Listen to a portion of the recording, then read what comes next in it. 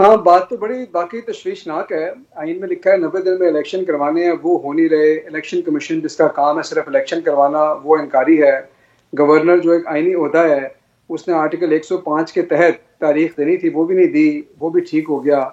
आप सदर साहब ने कानून के मुताबिक तारीख दे दी है, तो वाकई इस पर तो तशवीश होनी चाहिए उन तमाम लोगों को जिनके लिए आइन एक कागज़ के टुकड़े से ज़्यादा हैसियत नहीं रखता।